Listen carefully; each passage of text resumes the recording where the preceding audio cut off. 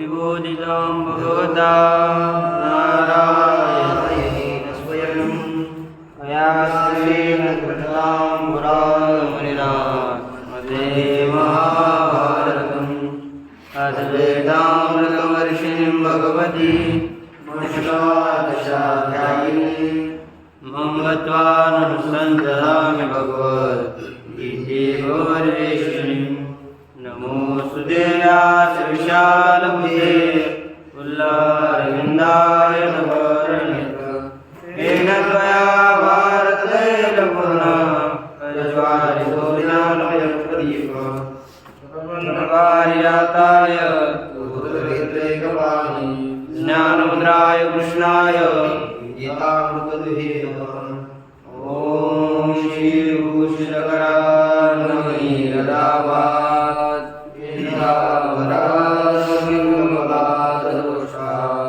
पूर्णेन्दुसुन्दरमुखादरविन्द्रनेत्रात् कृष्णात् परं किमपि तत्त्वमन्त्रयामि ज्ञानेशं नामदेवं च एकनाथं तथैव च तुकारां तथा वन्दे वारकरी परम्पराम् आदिनाथसमारम्भान् श्रीज्ञानकामधेनुं अस्मदाचार्यपर्यन्तां वन्दे गुरुपरम्पराम् आदिनाथं च मच्छेन्द्रं गोरक्षं गहिनीं तदा ज्ञानदेवं च योगं वन्दे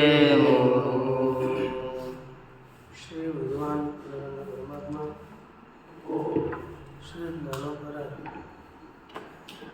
जगद्गुरु तुकाराम महाराज, शांति ब्रह्म एकनाथ महाराज, आदि गुरु श्री शंकराचार्य इत्यादि सब संतों के अलौकिक हेतु की अकारण इसी कृपा से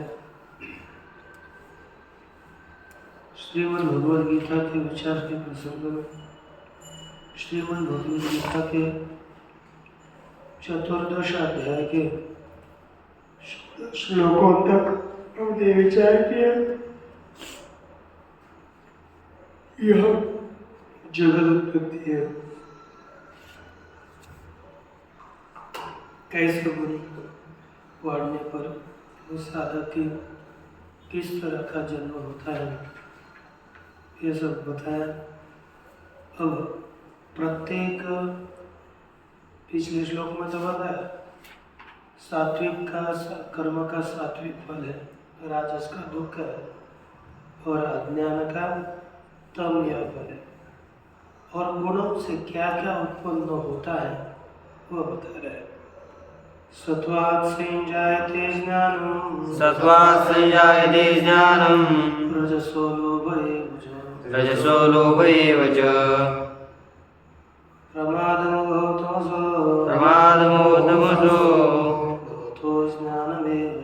भवतो ज्ञानमेव च।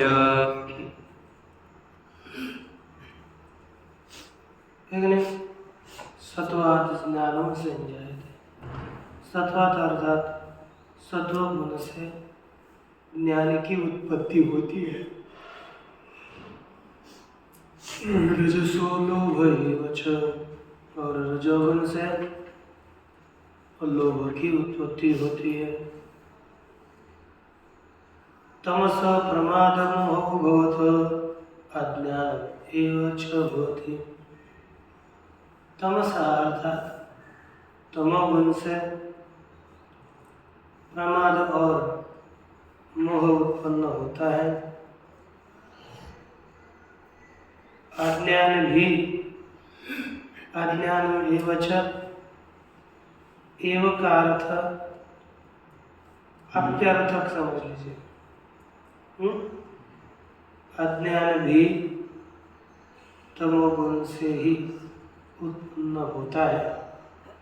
इस तरह से सत्वगुण से एक, रजोगुण से एक और तमोगुण से तीनों की उत्पत्ति होती है ना। यदि आदमी के अंदर इसमें से कोई भी गुण हो, उसी की निवृत्ति के लिए प्रयास करना है। इसलिए यह हमें ज्ञान करा रहे हैं। क्योंकि ऐसा नहीं हो सकता किसी गुण का अभाव अपने में। सभी गुणों का वास्तव में मनुष्य में रहता है। कोई ना कोई दुर्गुण तो रहेगा ही रहेगा, और उसी दुर्गुणों को हटाने का काम साधक को करना पड़ता है। लेकिन इसलिए हमें किस गुण से कौन सा गुण प्रकट होता है तो उस गुण को बढ़ाने के लिए उससे विपरीत साधना करें। तो कहते हैं सत्वा लब्धात्मक, जिस जो रजोगुण और तमोगुण को दबा करके जो अस्तित्व को प्राप्त हुआ है, जो अभिव्यक्त हुआ है, ऐसे सत्वगुण से ज्ञानम संजायते समुत्पद्यते, ज्ञान उत्पन्न होता है। रजसो अब यहाँ पर भी लगाना है, लब्धात्मका रजसो, अर्थात सत्वगुण और तमोगुण को दबा करके अभिव्यक्त हुआ जो रजोगुण, उससे लोभ की उत्पत्ति होती है। अंतिम में तम सहादा लब्धात्मक, सत्वगुण और रजोगुण को दबा करके जो जिसका स्वरूप अभिव्यक्त हुआ है, उससे प्रमाद और मोह उत्पन्न होते हैं। इस तरह से प्रत्येक का प्राकट्य का कारण होता है। और कहते हैं है कि नहीं, प्रमाद मोह चोभो तमस्वभवत्, प्रमाद और मोह ये दोनों तमोगुण से प्रकट होते हैं, है कि नहीं। अज्ञानमेव च, अज्ञानम ये निद्रादि रूपम मूलाज्ञानम, भाष्यार्थ प्रकाशन में कहते हैं निद्रादि रूपी मूल अज्ञान, यह भाष्यार्थ का बहन है। आनंद गिरि जी का कहते हैं ज्ञानम सर्वकरण द्वारकम, सभी इंद्रियों के द्वारा उत्पन्न होने वाला ज्ञान है, और विवेक का भाव ही ये अज्ञान है। विवेक नहीं होता, क्या करे क्या न करे, ये किसका कारण है, तमोगुण का। तमोगुण हो गया, आप बोलते होंगे क्या करे समझ में नहीं आता। और सत्वगुण होगा ना, सत्वगुण अपने में आएगा तो नित्य निरंतर साधना में ही प्रवृत्ति होगी, और रजोगुण आएगा तो ऐसा होगा, है ना। ये रजोगुण आएगा तो ऐसा होगा, क्योंकि ये रजोगुण का खेल है। क्या सत्वगुण का कभी भी देह के ऊपर ज्यादा नहीं जाता। रजोगुण में अच्छा देखो, ये रजोगुण है, लोग मुझे अच्छे माने, सब कुछ रजोगुण है। और सत्वगुण होता है जो हो, लेकिन हमें साधना की प्रवृत्ति हो, साधना में ज्यादा रमेगा सत्वगुण से, रजोगुण से संसार में रमेगा, और तमोगुण से आलसी विविधता भाव टंटा झगड़ा इत्यादि में ज्यादा लगता है। आलस्य प्रमाद ये तमोगुण से उत्पन्न होने वाले हैं। अब देखिए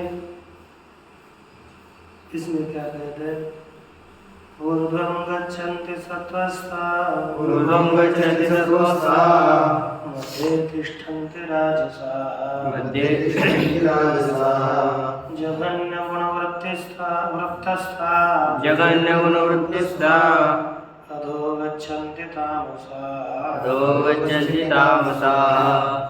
वृत्तिस्था वृत्तस्था, ऐसे पाठ भेदे आपने जो नित्य ग्रंथ गीता में है वो वृत्तिस्था है।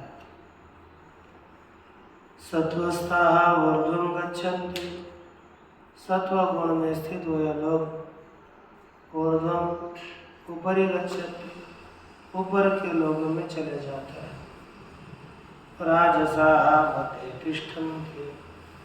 राजसा अर्थात रजोगुण में स्थित हुए लोग बीच में रहते हैं। बीच में अगर मनुष्य लोग होते हैं जघन गुणवृत्ति जघन्य माने निकृष्ट गुण तमोगुण उसमें वृत्ति स्थिति है जिनकी ऐसे लोग ऐसे तामस लोग अधोगच्छन्ति पशुआदि योनियों में नीचे चले जाते हैं। ठीक नहीं? तो देखें अतः ऊर्ध्वं गच्छन्ति सत्वस्थाः। सत्व गुण में स्थित लोग ऊर्ध्वं गच्छन्ति। ये ऊर्ध्व का तात्पर्य देवादि लिखा ऊर्ध्वं गच्छन्ति देवादिषु उत्पद्यन्ते। ऊपर देवादि लोगों में इनका जन्म हो जाता है। कौन किसका? आप सत्वस्था सत्वस्था का सत्व गुण वृत्ति सत्व गुण में वृत्ति है जिनकी सत्व गुण में स्थिति है जिनकी ऐसे पुरुष ऊपर चले जाते हैं। ऊपर के लोगों में इनका प्रागट्य होता है। मध्य तिष्ठन्ति राजसा। राजसा राजसा अर्थात रजोगुण वृत्तस्था जो रजोगुण में रहते हैं। रजोगुण में जिनकी स्थिति है वे नीचे चले आते हैं। कि नहीं? अर्थात मनुष्य लोक में उनकी उत्पत्ति होती है। मनुष्येषु उत्पद्यते मामले का भी कहता है ये चिपरी रजे जी का जीजे वर्जे ती मनुष्य हुए जे मृत्यु लोक वे इसी रजोगुण से जब जीते हैं तो मनुष्य लोक में पुनः उत्पन्न होते हैं। और जो तमोगुण वाले हैं जगन्नाथ अभी यहाँ पर दुख वगैरह है सब कुछ होगा, लेकिन हमें यहाँ पर क्या होता है ये नहीं देखना। यहाँ पर कहाँ उत्पन्न होते हैं भगवान कह रहे। तो जघन्य गुणवृत्ति जघन्यश्चा सब गुणाई थी। जघन्य गुण हमारे निकृष्ट गुण है। कौन है निकृष्ट गुण? तमोगुण। तस्य वृत्तम निद्रा आलस्य, उसकी वृत्ति निद्रा आलस्य इत्यादि उसमें ही तस्मिन् स्थिता निद्रा आलस्य इसमें जो स्थित है जघन्य गुण वृत्ति निकृष्ट गुण में ही जो निकृष्ट गुण की जो वृत्ति आलस्य इसमें स्थित रहने वाले लोग अधोगच्छन्ति नीचे चले जाते हैं। ध्यान में रखना, क्योंकि आलस्य करते हो कि नहीं बताएगा। फिर यदि इस निकृष्ट गुण में रहोगे, इसमें ज़्यादा रहने वाला आदमी कहाँ चला जाता है? पशुवादिषु योनिषु। पशुवादि योनिषु उत्पद्यन्ते तामसः। तमोगुणी लोग किस में उत्पन्न होते हैं? पशुवादि योनियों में। फिर पशु बनना है, बैल गाय कुतरा। हाँ, और ये फिर भगवान झूठ बोलेंगे। फिर ध्यान देना, क्योंकि बहुत संदिग्ध है। यदि हम ऐसे जीवन अपने आलस्यों में बिताएंगे तो कहाँ चले जाएंगे? क्योंकि देखो आलंदे में हम साधक आते हैं कहीं पर भी जा उन स्थानों पर, लेकिन हम यहाँ हैं तो हम अपना बोल रहे हैं कि हम यहाँ साधक रूप से आ गए। और हमने क्या किया? साधना न करते हुए अन्न पा लिया, अन्न ले लिया, खा लिया, उसका उपभोग कर लिया। तो देखो उस अन्न के ऋण से भी उत्तीर्ण होने के लिए कुछ तो साधना होनी चाहिए ना। बिना साधना के हमने अन्न पा लिया, उनका हमारे ऊपर ऋण हो गया। तो हमें उन ऋण को फेडने के लिए किस योनि में जाना पड़ेगा? बैल, पशु योनि में जाना पड़ेगा। यदि हम साधना करके अपना अनुष्ठान हम अपने, क्योंकि हमें जो अन्न प्राप्त है अभी, वो प्राप्त क्यों है? कि यह साधक रह करके जो देने वाला जैसी भावना से देता होगा ना, कि अब उसके कोई भी हो, इतनी तो भावना है कि ये अच्छे साधक है और अपना अध्ययन कर रहे हैं, इसलिए अध्ययन के हेतु से हमारे पास कोई अन्न देता है। और हम यदि अन्न ग्रहण कर रहे हैं लेकिन अभ्यास न करके खाकर सो रहे हैं, तो निश्चित रीति से हमें पशु आदि योनियों में जाना पड़ेगा। ये ध्यान दीजिए। और सबको इसी को ध्यान में रखना है। आप बोलोगे साधकों के लिए बताया और हम बाद में गृहस्थ आश्रम में चले जाएंगे तो हमारे लिए, तो उसके लिए भी उसने ये ध्यान में रखना है कि हमने जो विद्या ग्रहण करी है किसी से शुल्क देकर नहीं ग्रहण करी, वो विद्या हमने निःशुल्क ग्रहण करी है, क्योंकि परंपरा के जतन के लिए हमें भी आगे की परंपरा का जतन करना है और हमसे भी हो सके उतना उपकार ही करना है। इसलिए नहीं तो हम विद्या ग्रहण करें निःशुल्क, अर्थात निःशुल्क होती है ना, निःशुल्क, क्योंकि आध्यात्म विद्या निःशुल्क है, तो और इसका हम संसार के लिए व्यापार के लिए प्रयोग करें, बहुत बड़ा अपराध होता है। क्योंकि जैसी परंपरा आई है उस परंपरा को आगे ठीक कर रखना उसका कर्तव्य होता है। उस परंपरा का पालन करना हमारा कर्तव्य है। कैसे भी रहकर कैसे नहीं चलता, दोषाभाव होता है जब हम क्योंकि परंपरा के कुछ नियम होते हैं, उस नियमों को हमें पालन करना पड़ता है, क्योंकि वो नियम आज के नहीं है, वो अनादिकाल से नियम चले आते हैं। हमारे कारण हमारे मन में जो संस्कार है उसके कारण हम नियमों को तोड़ेंगे तो दोष होता है और वह अगले जन्मों में प्रभाव करता है। इस जन्म में करे ना करे, अगले जन्म में अवश्य वो प्रभाव करता है। इसलिए जितना हो हमें आज्ञा में रहना और अपने जो, क्योंकि हम यदि आज्ञा में रहेंगे तो हम किसी को आज्ञा दे पाएंगे, तभी वो आज्ञा में रहेंगे।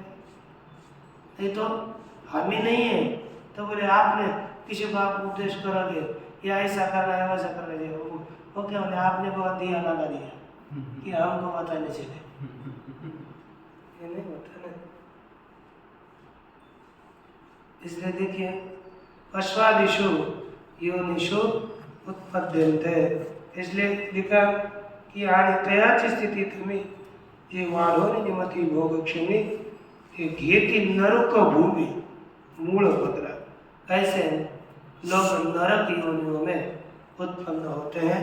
इसलिए साधकों को ध्यान में रखना चाहिए, हम आए हैं तो आलस न करें, परमार्थ में आलस नहीं, साधना में शीघ्रता करनी चाहिए, फल मिलेगा तो मिलेगा। अब देखो आगे, पुरुषस्य प्रकृतिस्तत्व रूपेण नित्य ज्ञानेन युक्तस्य, पुरुषस्य कैसा पुरुष युक्त है? प्रकृतिस्तत्व रूपेण, प्रकृति में स्थित है इस रूप से, मिथ्या ज्ञानेन, जो मिथ्या ज्ञान, उस मिथ्या ज्ञान के द्वारा युक्तस्य, जो युक्त पुरुष है उसका, भोग्येषु गुणेषु सुख दुखात्मकेषु, जो भोग्य गुण सुख दुखात्मक भोग्य गुण में सुखी दुखी मूढ़ भाव इति एवं रूपो यह संगम, मैं सुखी हूँ, मैं दुखी हूँ, मैं मूढ़ हूँ, इस प्रकार का जो संग है, इस प्रकार की जो आसक्ति है, तत्कारणम, उसका कारण पुरुषस्य सदसद्यो ने जन्म प्राप्ति लक्षण से संसार से इति समासेन पूर्वाध्याये उत्तम, कहते हैं कि उसका कारण पुरुष से सतसदी योनि जन्म प्राप्त है, प्राप्ति लक्षण से पुरुष का सद योनि और असद योनियों में जन्म के प्राप्ति रूपी जो संसार है, उस संसार का समासेन संक्षेप से पूर्वाध्याय यथोक्तम, संक्षेप से पूर्वाध्याय जो बताया, तदीय सत्वम रजस्तम गुण इति गुणा प्रकृति संभवा। वह यहाँ पर सत्वम रजः तम इति गुणा है, सत्वगुण रजोगुण बताया ना, जो बताया कि वह सत्व रज तम ये 3 गुण है, प्रकृति संभव है।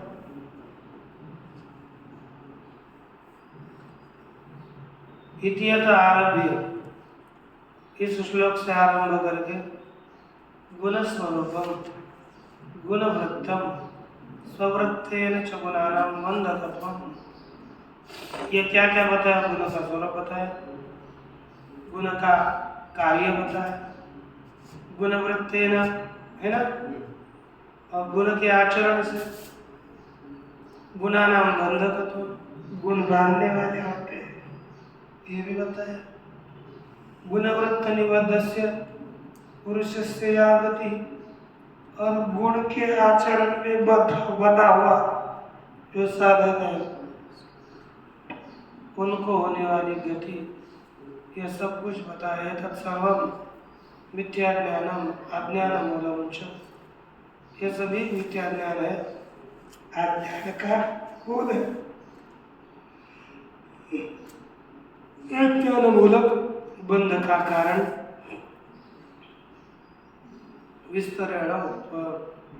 विस्तार से बता करके अधुना सम्यक दर्शनात् मोक्ष। अब हमें यथार्थ ज्ञान से मोक्ष बतना चाहिए, इस आशा से भगवान परमात्मा कहते हैं। नान्यं गुणेभ्यः कर्तारं यदा दृष्टा न पश्यति गुणेभ्यश्च परं वित्ति मद्भावं सोऽधिगच्छति। यदा दृष्टा गुणेभ्यः अन्यं कर्तारं न अनुपश्यति,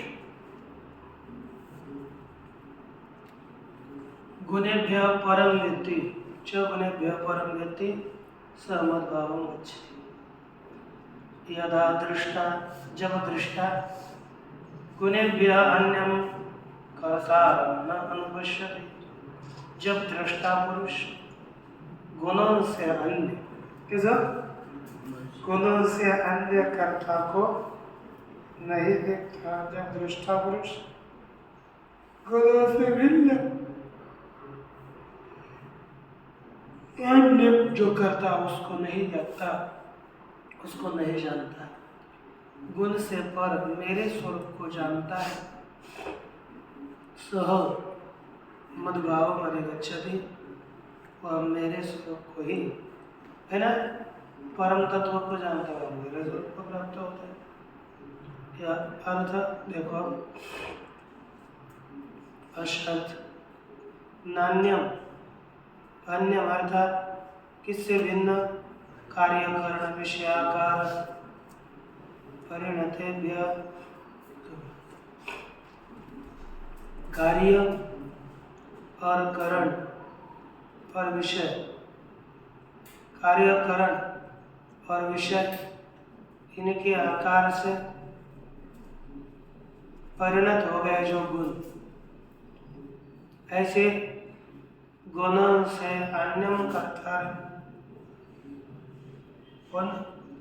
कार्य करणात्मक जो भी देह इंद्रिय आदि है उनसे भिन्न कर्ता आत्मा को जानता है। जब जानता है दृष्टा विद्वान सन्नानुपश्यति, विद्वान होकर के जो नहीं देखता। गुना एव सर्वावस्था सर्वकर्मणाम करता रह। गुण ही सभी अवस्थाओं में स्थित, गुण ही सब कर्मों के करता है। इति एवं पश्यते, ऐसा जो जानता है। गुणे भेष्य परम, गुण गुणम व्यापार, गुण व्यापार साक्षीभूतम वेत्ति। गुणों से पर, गुणों के व्यापार है ना, इत्यादि उनके साक्षीभूत, ऐसे मुझे पर स्वरूप को जानते हैं। गुण गुणों के व्यापार इनके साक्षीभूत आत्मा को जो जानता है।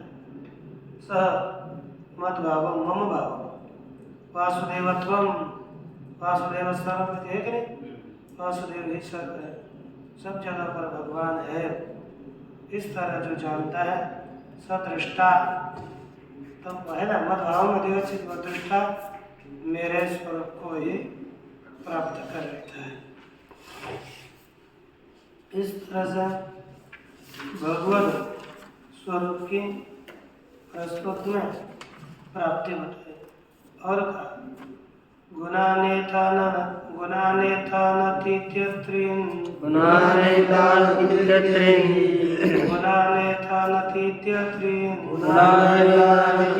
देहि देह समुद्भवान्, देहि देह समुद्भवान्, जन्म मृत्यु जरा दुःखे, जन्म मृत्यु जरा दुःखे, विमुक्तो मृतमश्नुते। कहते कि देहि एतान गुणान अतीत्य, एतान देह समुद्भवान् गुणान अतीत्य, जन्म मृत्यु जरा दुःखे विमुक्तः अमृतम् अश्नुते। कहने का देहि अर्थात जीवात्मा देह समुद्भवान है कि नहीं। कौन से देह समुद्भव, देह में उत्पन्न हुए जो गुण, उन सभी गुणों का उल्लंघन करके जन्म मृत्यु जरा दुख विमुक्त, जन्म मृत्यु जरा इत्यादि दुखों से मुक्त होते हुए अमृतम अश्नुते, अमृतत्व को, कैवल्य को प्राप्त हो जाता है।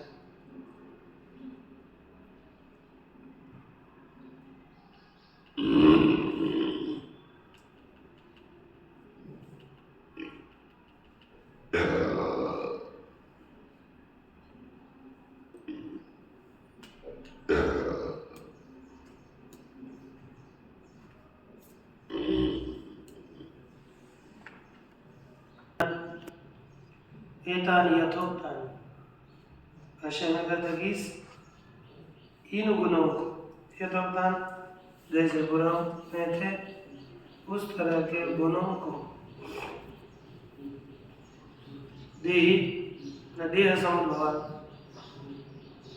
अब दूसरा पद आतिथ्य, आतिथ्य माने जीव, जीवन एवं आतिथ्य, जीव जिंदा रहते हुए इनका उल्लंघन करके मायोपाधि भूतान, माया के उपाधि रूप में जो तीन गुण है उन तीन गुणों का उल्लंघन करके, देह समुद्भवान देह से प्रकट हुए गुणों का उल्लंघन करके, माने देहोत्पत्ति भी जो भूतान, देह की उत्पत्ति के कारण रूप जो कर्म या गुण है उनका त्याग करके जन्म मृत्यु जरा दुख ही, जन्म मृत्यु जरा च दुखानि, जन्म मृत्यु जरा दुखानि, जन्म मृत्यु और वृद्धावस्था, अर्थात जायते अस्ति वर्धते विपरिणमते अपक्षीयते और विनश्यति, ये जो षड्भाव विकार है, इस षड्भाव कर्मों से रहित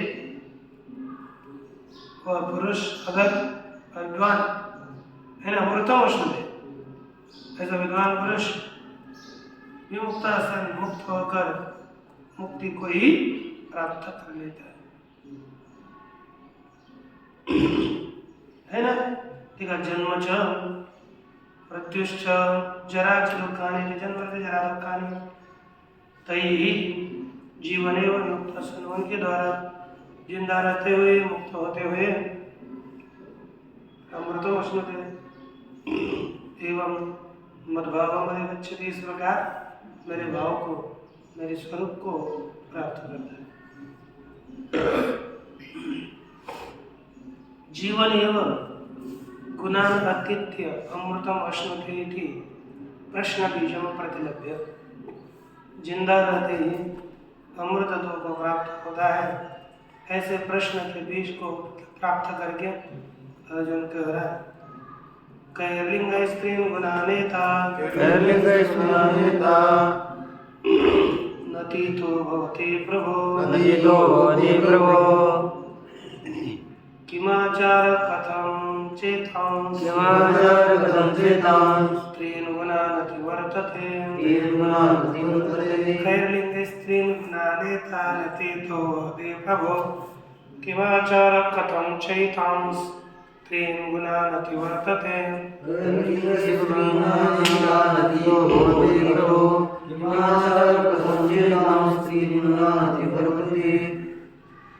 अर्जुन उवाच, अर्जुन ने कहा हे प्रभो कई लिंग तीन गुणान आणि अतितो भवति एतांश किमाचार स्काच त्रीन गुणान एतान त्रीन गुणान कथम अति वर्तते। तीन प्रश्न के हे प्रभु, हे भगवान, साधक कई लिंग तीन गुणान वर्तते, किन लिंगों से, किन चिन्हों से यह साधक तीन गुणों से अतीत हो जाता है। किमाचार है, उसका आचार किस प्रकार का है, कथम च एतान गुणान अति वर्तते, और किस तरह से इन गुणों का उल्लंघन करता है।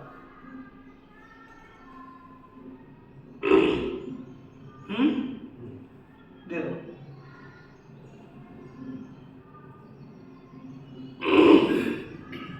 चिन्ह ही किन लिंगों के द्वारा, अर्थात किन चिन्हों के द्वारा, एतान व्याख्यातान गुणान, इन बताए हुए गुणों से ही